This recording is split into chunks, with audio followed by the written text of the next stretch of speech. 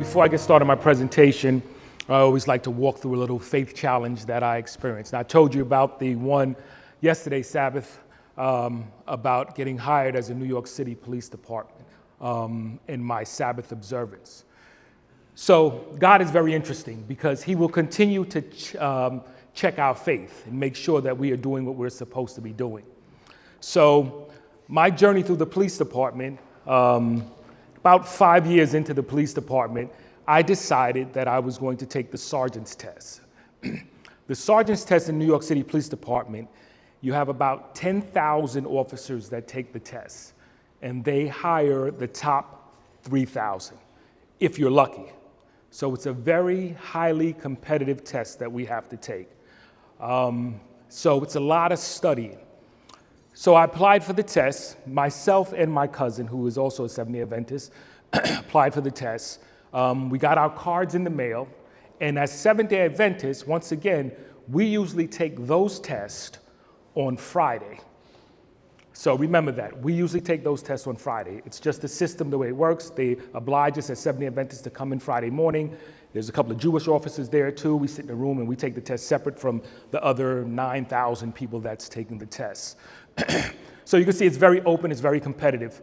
We began our studies for the test. It's probably about 6 months worth of studying, going to classes, studying every chance you got. I was self-motivated because I wanted to be what they call a 10-year wonder in the New York City Police Department. That means you go from police officer to captain within 10 years. And that's very difficult to do because you have to hit the test every time they come out and you have to score very high. So I was self-motivated that was going to be my goal, was to be a 10-year wonder and make captain by the time I hit my 10th year. So that being said, I made myself study every chance I got. My lunch hour, I was in the books.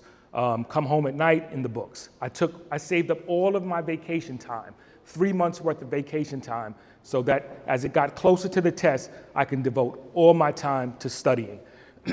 My cousin absolutely did the exact same thing. I can remember even going into my precinct, my command, and getting ready to take lunch, and my commanding officer would throw me keys to a room and say, "Kev, go in the room, go study." Everybody knew I was studying. Everybody knew what I was doing. My church family knew I was studying to be sergeant. They were praying for us to pass this test because, like I said, it's very, very challenging. The test is very, very difficult. And like I said, they only take the top 3,000. So time winds down. We're getting closer to the test. About 2 days before, I called my cousin. I said, "All right, Jeff." I said, "We've done all we can do. We've studied for 6 months, nonstop religious. There is nothing that you could have asked me of what we call the patrol guide that I didn't know. I could tell you where the papers went, who got it, who signed it. I was completely 100% ready for this test." So we get up Friday morning. My cousin Jeff picks me up and says, "All right, Kev, let's head downtown for this test." We get downtown. We sit in the car for a minute. We have devotion before we go upstairs to take the test. We go upstairs and we take the test, and we walk in the room, and there's nobody there. So I'm going, "Where's everybody at?" I said, "It can't be just me and you, Jeff. I know there's Jewish officers that have signed up for the test." So I go to the front, and I asked the lady, I said, "Excuse me, ma'am." I said, "We're here for the sergeant's test for Sabbath observer." She looks at me, and she goes, "Yeah, we gave that test yesterday, on Thursday." I said, "Excuse me?" She says, "Yeah, we gave that test on Thursday for Sabbath observers." I said, "No, you must be mistaken." I said, "We take our test on Friday, the day before everybody else." She goes, "No." She goes, "We gave that test yesterday on Thursday." So I go in my bag, my cousin, and we pull out our cards, and sure enough, it said, whatever, November 15th, Thursday at 9 a.m. Think about that. We live in separate areas. Both of us got the same card, and neither one of us saw that date. Think about the 6 months of studying that we went to, the time, the money of going to classes. Literally, my cousin started tearing up while we were standing there. And I'm just standing there in shock going, this cannot be happening. And I'm questioning God, how could you do this? You know how hard we studied. You know we prayed and fasted for this. How could you do this to us? So a captain comes out from the back of the room, and he says, "Hey, gentlemen, my secretary told me what happened. I really, really feel bad for you guys. I know how much time and studying you have to do this, to take this test. I tell you what I'm going to do. He says, this is what I'm going to do. If y'all come in tomorrow morning, I'll put you in a separate room and y'all can take the test. Tomorrow was the Sabbath. And I'm sitting there going, here we go again. Another test of my faith. I cannot believe this. He says, no one will know. He says, we'll do your fingerprints on the side. I'll put your test through with the Sabbath observers. Nobody will know. He says, I just feel so bad for you guys. It's hard time, how much time y'all put into study. So I looked at my cousin and I said, Captain, I appreciate that. I said, but we can't take that test on the Sabbath. He said, are you serious? I said, no, we can't. He says, well, I'll tell you what, go home and think about it. Here's my cell phone number. Give me a call if you change your mind, and I'll have everything set up for you tomorrow. We get in the car. My cousin is literally in tears. We drive from Manhattan back to Queens, which is about an hour ride. No one is saying a word in the car. I'm completely shocked. Now remember, the church knows, my command knows, fellow police officers know how hard I was studying, my family knows how much I gave up to study. So I pull up to my house, I get out the car, I look at Jeff and I said, hey, I'm sorry, I don't know what to say. And he just drove off. I walk in my house, my wife looks at me and goes, what are you doing home? That's a 4-hour test. I said, I missed it. She said, what do you mean you missed it? I said, I missed it. It was Thursday.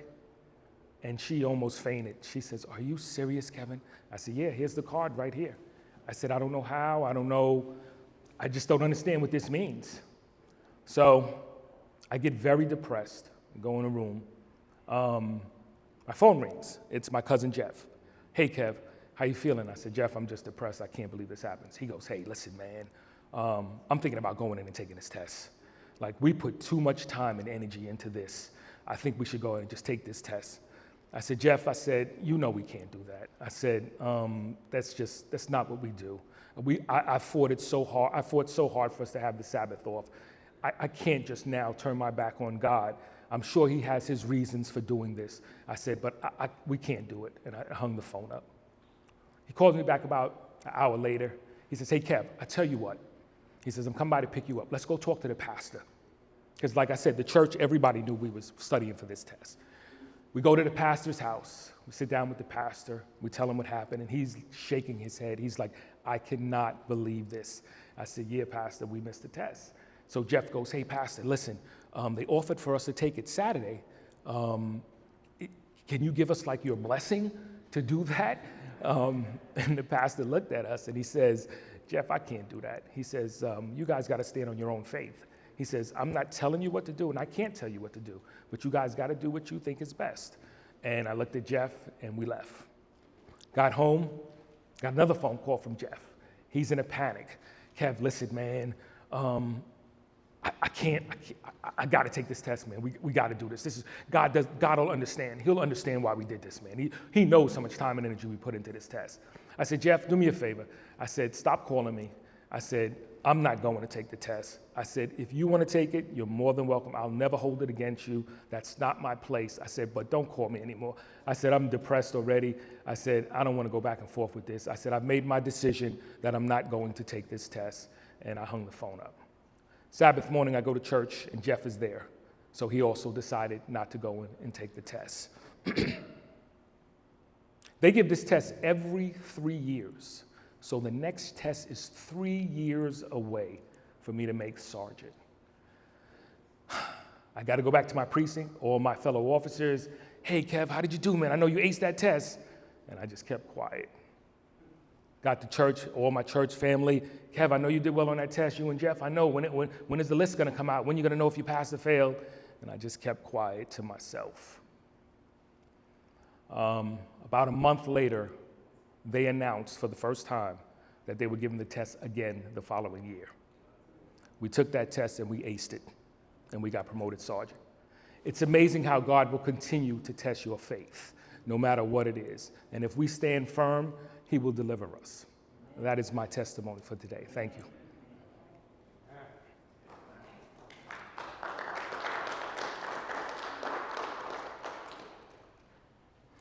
Today we're going to talk about active shooter, and of course I start off by saying it could never happen here. And that is the mantra and the mindset of almost everyone here, is that we don't think that someone is going to come into our church and cause us harm.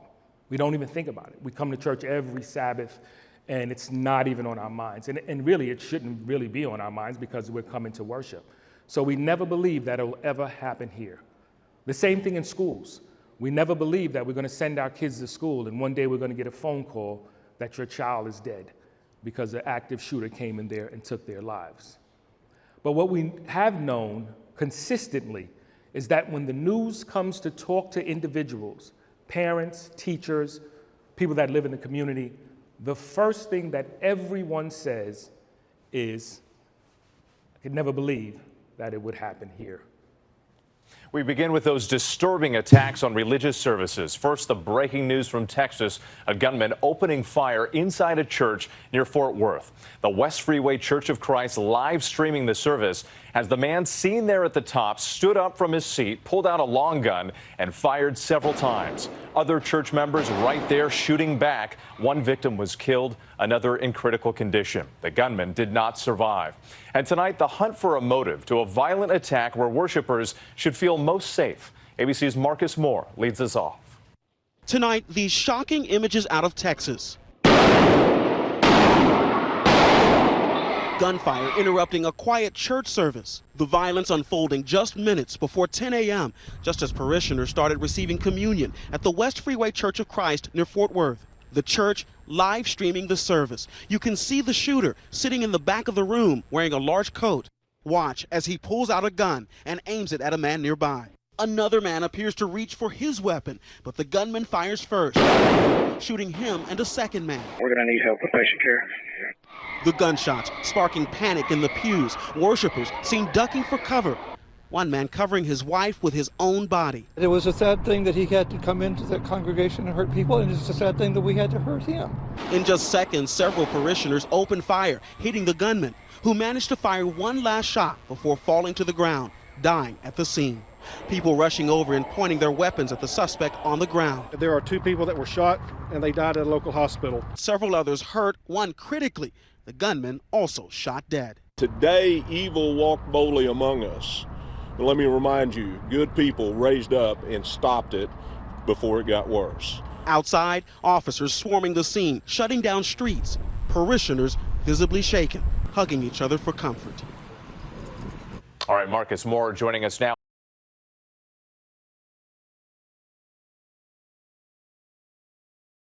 That for a minute. You're having worship and someone comes into your church and pulls out a gun. The worst of the worst nightmare. How do you train for something like that? How do you prepare for something like that? There are things that we can do to try to help mitigate that, and we'll talk a little bit about that. But the point that this video is making is that it can happen here. We have to stop being blinded to the fact that we come to church and everything is going to be normal and everything is going to be all right. There are families that today are burying their kids from school shootings that just didn't believe it could ever happen. So we have to be vigilant and we have to do whatever we have to do to make sure that our church family is safe.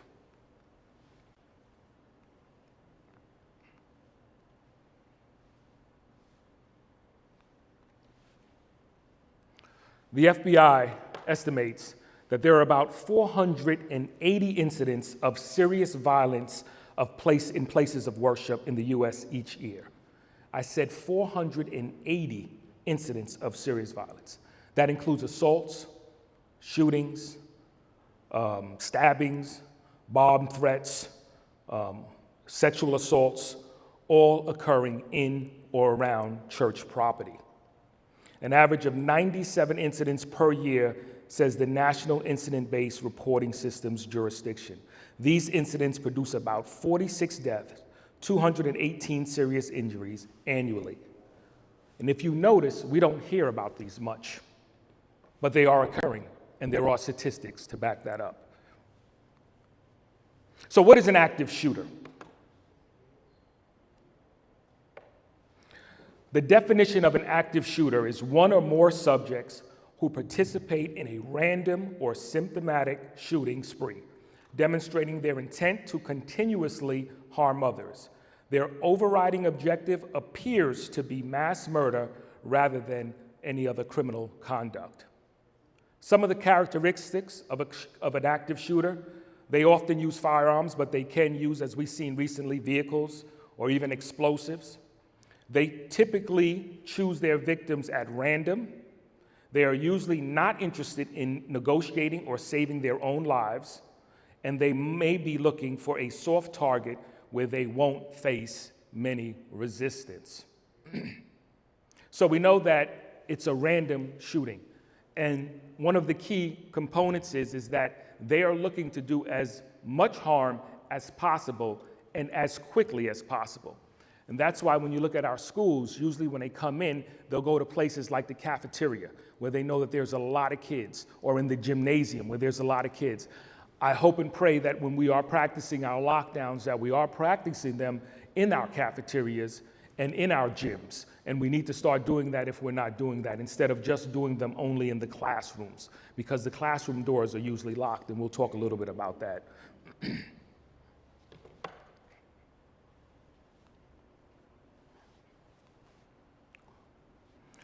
Safety is our number one priority. Be prepared to survive. Knowing is not enough. We must apply. Willing is not enough. We must do. Chaos, panic, and fear can only be minimized, never eliminated. I'll repeat that again. Chaos, panic, and fear can never be minimized, can be minimized, never eliminated, when it's preceded by preparation and planning. In a crisis, we usually don't rise to the level of stress. We usually default to our level of training, and we talked about that yesterday. So how you train, it's like the police department, is how you are going to respond. And what we want to have people do is default to their level of training.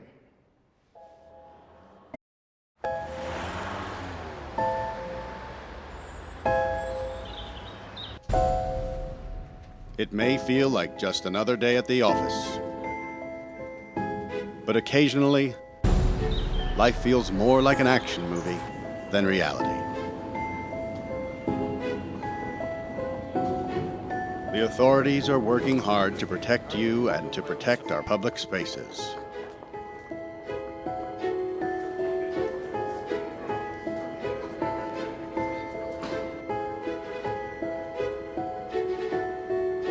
But sometimes bad people do bad things. Their motivations are different. The warning signs may vary, but the devastating effects are the same. And unfortunately, you need to be prepared for the worst.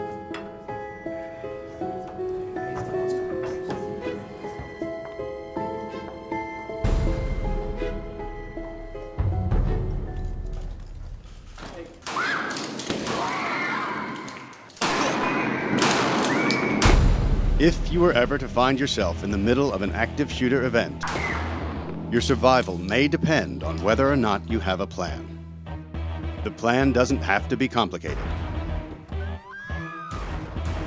There are 3 things you could do that make a difference: run, hide, fight. First and foremost, if you can get out, do. Always try and escape or evacuate, even when others insist on staying. Encourage others to leave with you, but don't let them slow you down with indecision. Remember what's important: you, not your stuff. Leave your belongings behind and try to find a way to get out safely. Trying to get yourself out of harm's way needs to be your number 1 priority.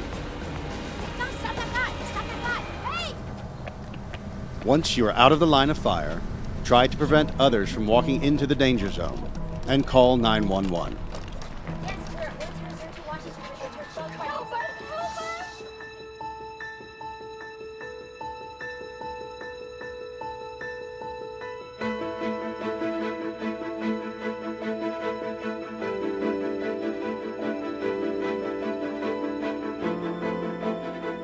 if you can't get out safely, you need to find a place to hide.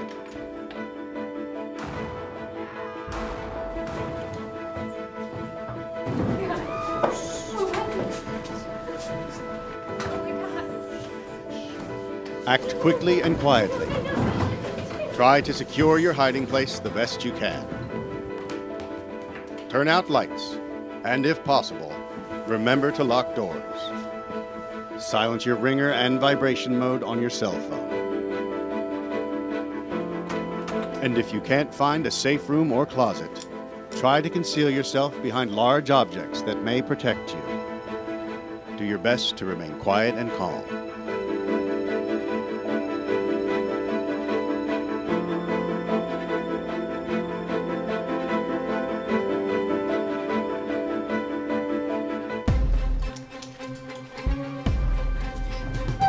As a last resort, if your life is at risk, whether you are alone or working together as a group, fight. Act with aggression. Improvise weapons. Disarm him. And commit to taking the shooter down, no matter what.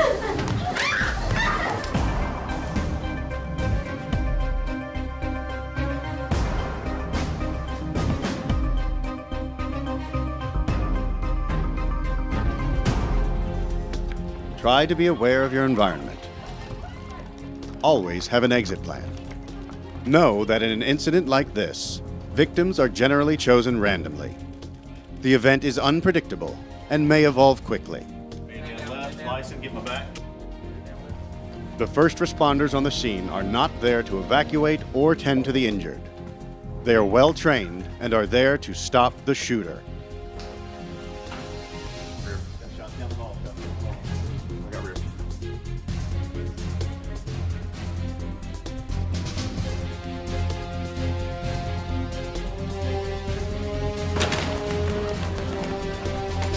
Your actions can make a difference for your safety and survival.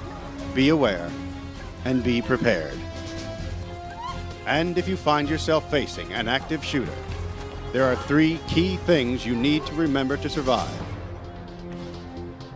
Run, hide, fight.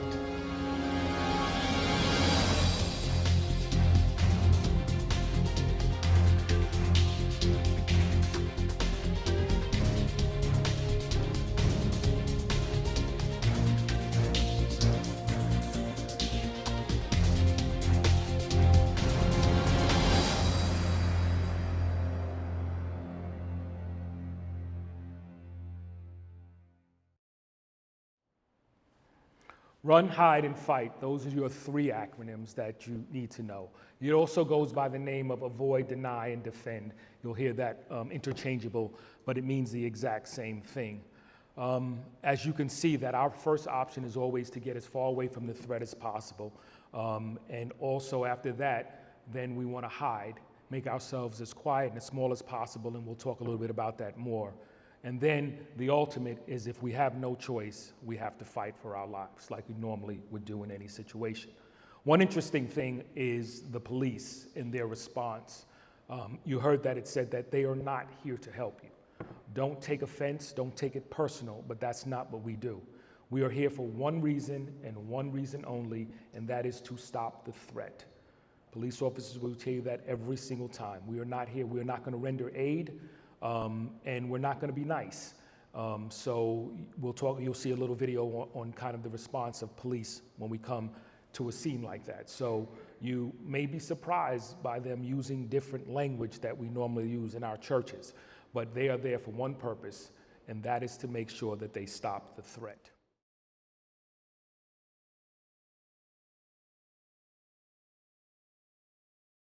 Are our churches safe?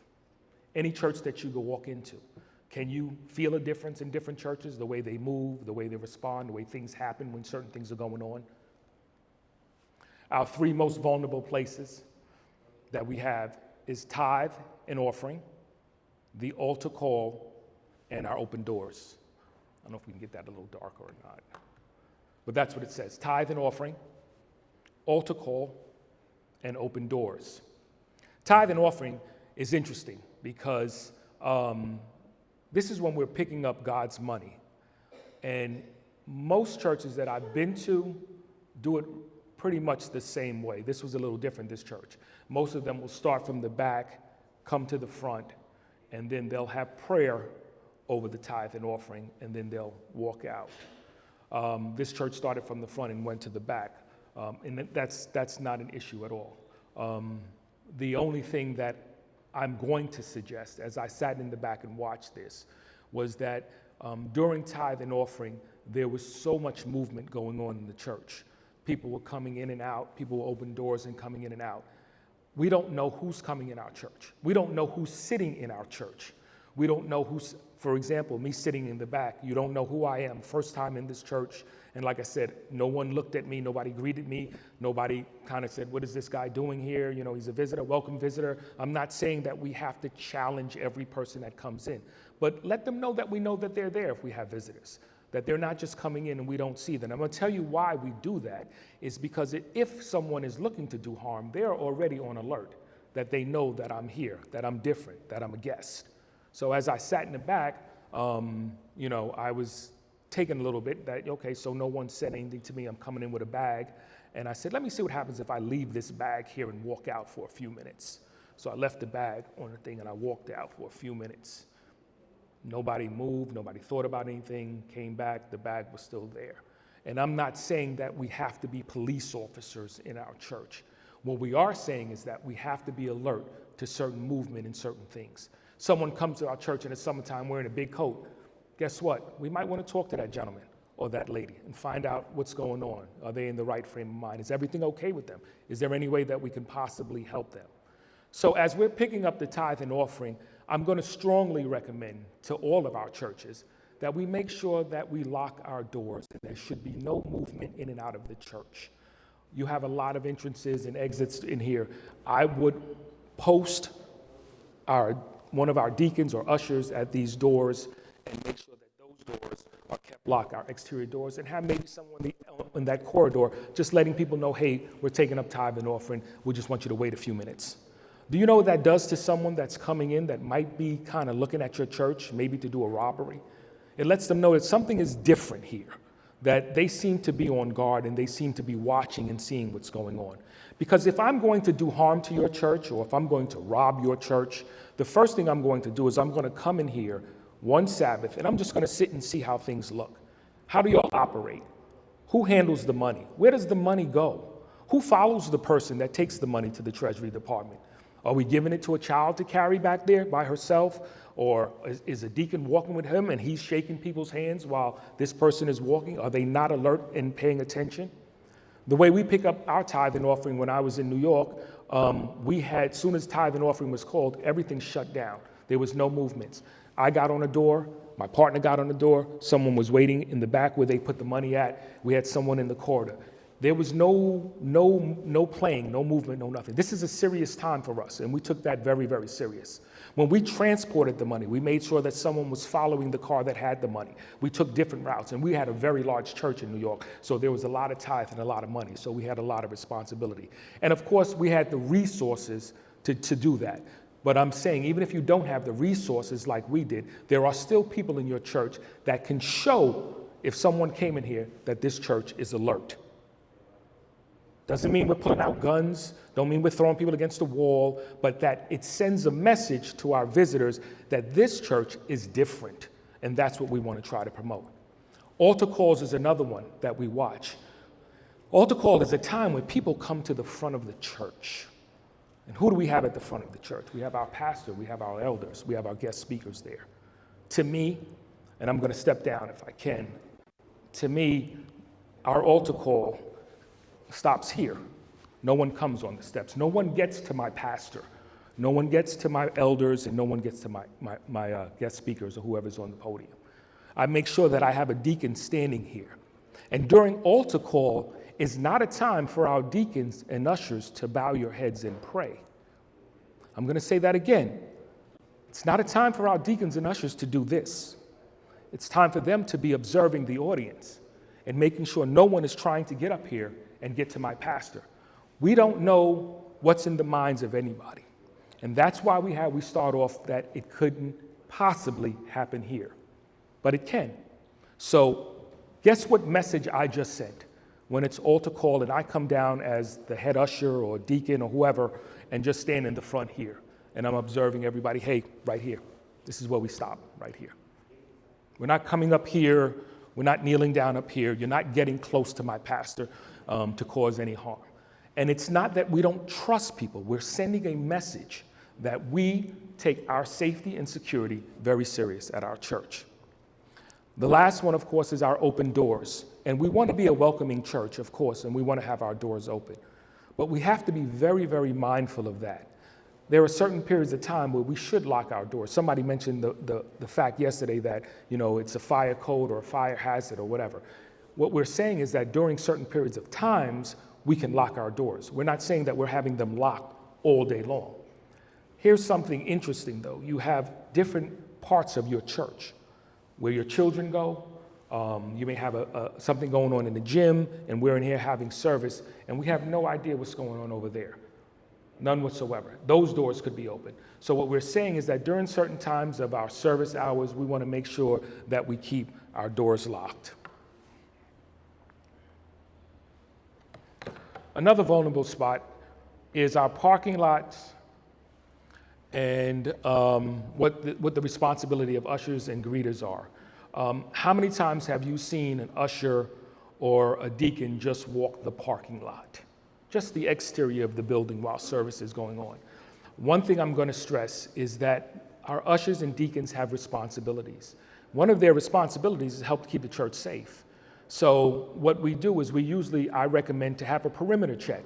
Don't have to stand out there all day long. I'm not saying that. But once in a while, if the service is going on, take a walk outside.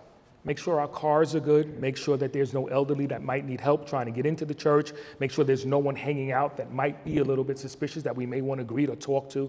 Once again, we're sending that message that we are that church that we take our safety very, very serious.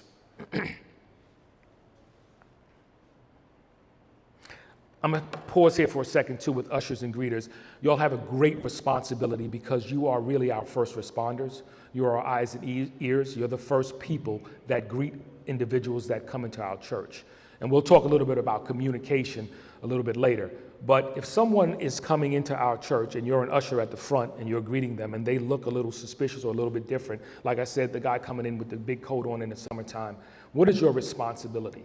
How do you handle that situation? How do you let your emergency or your security team know that, hey, you might want to watch this guy? So you guys are the eyes and ears. You're the first responders, so to speak, when you greet people. If something doesn't seem right, and we all have that intuition, if something doesn't seem right or doesn't feel right, maybe I need to go just let one of our security members know.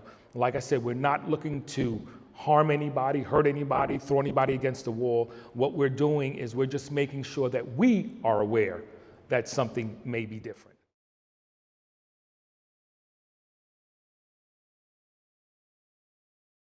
So where do we start at? We start by looking at our risk assessment. So the first thing we want to do is we want to make sure that our security team or our emergency response team goes and takes a look around our churches. What is our vulnerable spots? Where do we need assistance at? What are we missing? Whether it be cameras in different areas, whether it be radios, whether it be leaks in the building, anything that could be vulnerable. So our first thing that we want to do is we want to conduct a thorough risk assessment of our church. Do we need outside cameras? Have we had cars being broken into before? Do we need new door locks? Do we need cameras inside the church or in specific areas of church where our children may be by themselves at times? So that is part of it, and I'm not going to step on risk assessments time, but those are just some areas that you want to really concentrate on when we talk about the security piece of risk assessment. That's the first thing we want to do is try to find those areas that we can make a change, an immediate change to. The next thing I'm going to recommend, and we talked a little bit about this yesterday, is drills. We want to make sure that we are conducting our drills. And like I said before, it doesn't necessarily mean that we have to do what we saw in that video, that the whole church has to be there and someone lays out and we watch. The most important thing is that our security, our emergency response team knows exactly what to do. those are the individuals that I strongly suggest should be drilling. And if they can't conduct a drill, a physical drill, then do the tabletops. If you just Google tabletops for security, lockdowns, there's a ton of them, and they'll give you scenarios, and you can actually walk through that with your team and kind of assess on where you are as far as safety and response. But we have to, because like I said, we want to be able to default to our level of training. So when everything else is going crazy, we have to keep that steady hand. I was heavily involved in 9/11. I was a sergeant in the detective bureau when 9/11 happened. And I remember where exactly I was. I was home changing, getting ready to go to work, and we had beepers back then. I got the beep that something was going on. And I was like, okay, I'm watching the news, and I see the first plane crash into the building. And I go, wow, what is that? That's crazy. And now my beeper's going off like crazy. I'm going, oh, shoot, this is bad. And then I see the second one hit. The point that I'm making is that when we got down there, everybody is running towards us, and we're running to help people. Once again, we are defaulting to our training. It's an automatic thing. We're scared. I was scared. I was down there for 3 days, didn't go home, slept in a building. I had the white from head to toe. So we were down literally walking on top of the World Trade Center. I was involved in the search for 6 months, going through the rubble during 9/11. So we were heavily involved. The point that I'm making is that we defaulted automatically to our training when that happened.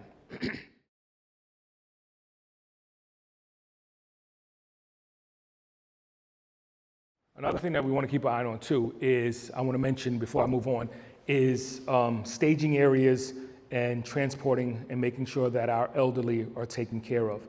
A lot of times when we conduct these drills and we do these trainings, we neglect or we forget about our elderly or handicapped individuals that are in our churches. And I can't stress enough that if you are on your security team, please know who they are. Make sure you take a mental note every Sabbath where they're sitting at. Are they close to an exit? What would I do if I have to get them out? Where is the staging area that we're going to have? And that's something that everybody in the church should know about, is where do we go in the event that we do have to run or leave? Because at some point in time, we're going to have to give an account for the individuals in the church. It's very difficult in a school setting. That's one of our biggest challenges is reunification, because that's the most important thing in an active shooter situation. The only thing parents care about is where is my kid? And trying to keep up with high school students that may jump in their car and leave during an active shooter is very challenging. So you want to make sure that you identify outside a staging area that we will meet in the event of an emergency so we can account for our brothers and sisters. This is a mutual team effort. This is not on one person to do. So we want everybody to be involved with that, from the church pastor to the elders, Sabbath school, to our Pathfinder leaders, to our safety committee, to the church board. We want everybody to be involved with that. Good communication and interaction between you and the individuals are crucial. We have to talk to each other. We have to know what each other is doing. One of the big things down in 9/11 is that we couldn't talk to each other. The police department couldn't talk to the fire department. Can you believe that? The greatest police department in the world, New York City, big city, but we never thought about it. So when there was a fire, as a police officer, what we would do is we would get on the radio and we would tell dispatch, notify fire that there's a fire here. So they had to pick up the phone and call their dispatcher, the fire department, to get the fire trucks to start rolling over there. So we want to make sure that we have communication and that everybody is on the same page. Active shooter scenarios last, on an average, about 4 to 7 minutes. Think about that. 4 to 7 minutes, an active shooter situation happens. Usually occurs during the daytime. First responders are our line staff, not the tactical unit. What does that mean? That means you. You're our first responders. You got it for 4 to 7 minutes. It's going to take the police on an average about 3 to 4 to 5 minutes to get to you. So for those first couple of minutes, you are the first responders. Multiple responding agencies are coming. This is the second highest priority in the police department. The first highest call is if an officer needs an assistance. The second is if there's an active shooter. If there's an active shooter, I can promise you that every police department, sheriff's department, constable, whoever, is responding to this location. It is of the highest priority. But what happens when that happens? It can cause mass confusion.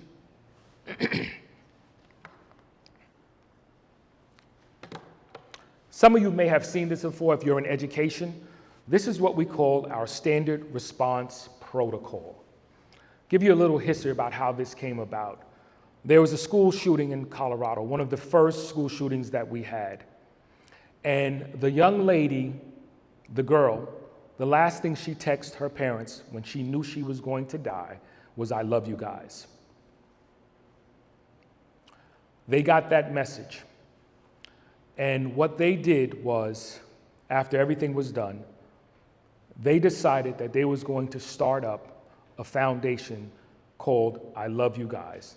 And what they wanted to do is they wanted to make sure that every entity, school, church, office buildings, that we all talk the same language. Police department, fire department, EMS, we all talk the same language. We all had the same lexicon.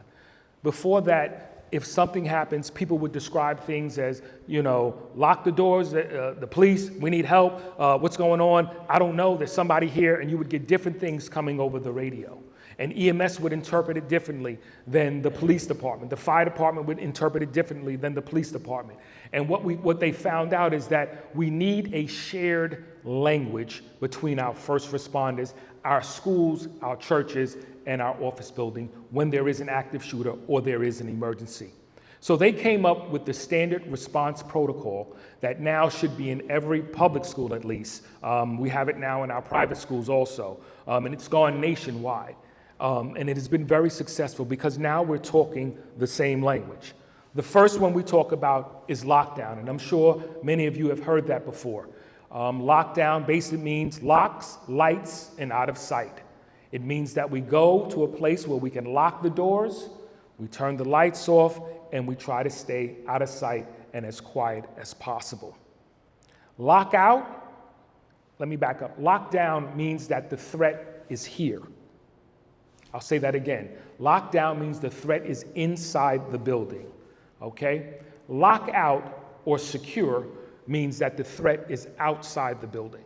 So the police may call the church and say, hey, we just had a robbery at the bank 3 blocks away. We want you to go into a secure. Now, if they said that to church yesterday, what would we do? How would we interpret that? Their understanding is that we know this because we're all supposed to be talking the same language now. And this is why this is vital that we get this to our churches so that everyone knows that this is not something that's just in North Fort Worth or Dallas. This is nationwide how we talk. So when the police picks up the phone and calls the church and say, I need you to go into a secure lockdown, we should know what to do. That means that the threat is outside. I'll say it again, secure lock, the threat is outside. And what that means for us is that we're going to lock our doors. We're going to have situational awareness, meaning that someone will be watching to make sure no one is coming towards our church, but business as usual. So the pastor can continue to preach during a secure lockdown. But we are ready in a moment to go into a lockdown because we've already locked our doors. I'll say that again. Lockdown means that the threat is inside. Lights, locks, and out of sight. Secure means that the threat is outside, and we're going to lock our exterior doors and make sure that we conduct business as usual, but make sure that we have that situational awareness. Another one that they have now is called hold. Hold is an emergency, meaning that there is a medical emergency and we want everybody to stay put.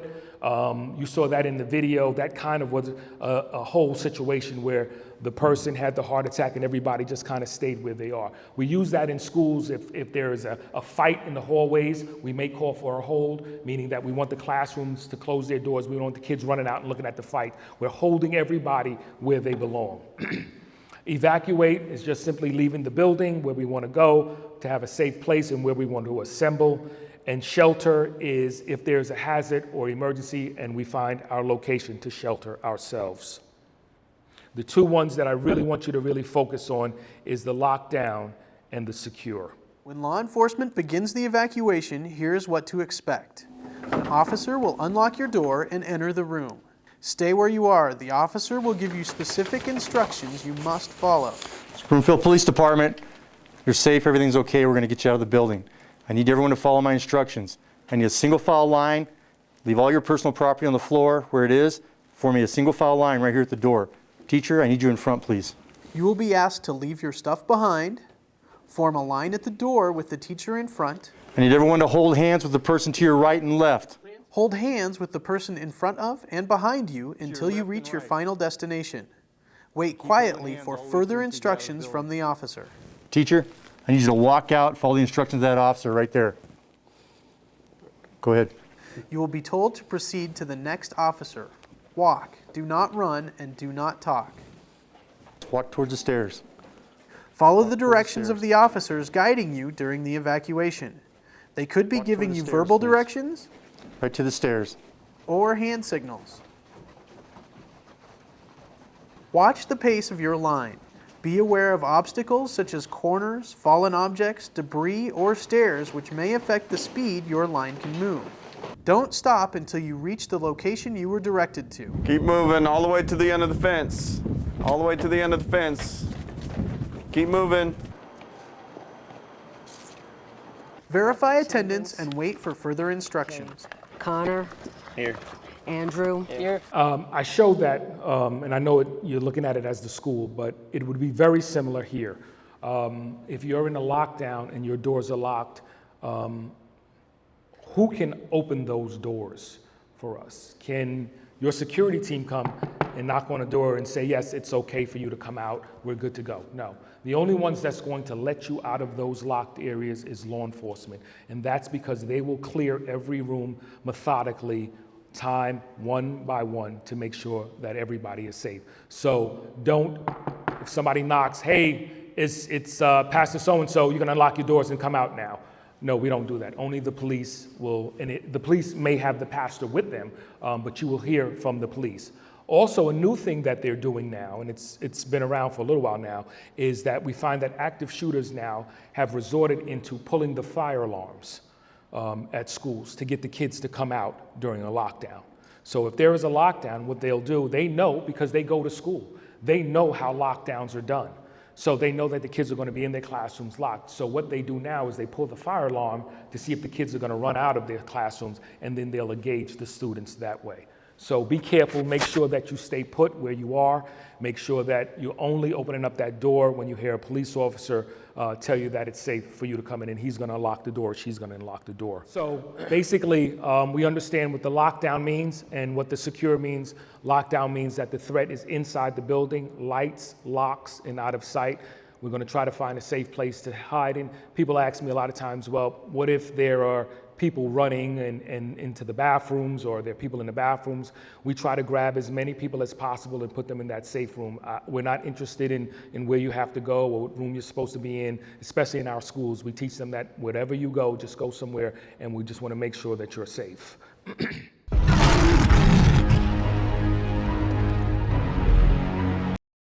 You mean you just gonna sit there and let the enemy take your stuff? You do recognize you're in a fight. See, because most church people don't know that they're in a fight. They've been saved, but their mentality is so carnal that they just think stuff happens. Nothing just happens. Everything came from somewhere. Everything had a genesis. Everything had a beginning. It didn't just happen. That thing was sent against you. It was sent against you. I don't care what the doctor says, what the nurse says, what the bookkeeper says. I don't care what you read in the Wall Street Journal about the economy. The devil is a lie. That spirit was sent. And you sitting up here with your dressed up self, acting like, well, whatever happens, happens. The devil is a lie. The devil is a lie. You have accepted some things as normal and adjusted your way of life to accommodate something that was never meant to be. You mean you just gonna sit there and let the enemy take your stuff, take your life, take your family, take your son, take your daughter, take your grandkids? You just gonna lay back and let him have your job, have your influence, have your business? You just gonna hand it over without a fight? You're not gonna fight or nothing. You're not gonna do spiritual warfare. You're not gonna fight in the spirit. You're not gonna go into the end. You're just gonna let him have your territory. You better fight for your territory. I don't care what it is, your legs, your arms, your toes, your kids, your company, your finances. I don't care what it is. You gotta fight for your territory. You have to fight to keep your eyesight. You have to fight to keep your energy. You have to fight to keep your movement. I mean, you have to fight for stuff that you used to take for granted. My God, do you hear what I'm saying to you? I say, I will fight. Don't you think for 1 minute that I won't fight. Don't you think I won't fight. Just because I'm 12 don't mean I won't fight. David was a boy when he killed Goliath. Don't let the fat fool you. I'm fat, but I'll fight. I'm gray-headed, but I'll fight. I'm a woman, but I'll fight. I'm an old man, but I'll fight you right now. There, oh my God, I mean, I'll fight you right now.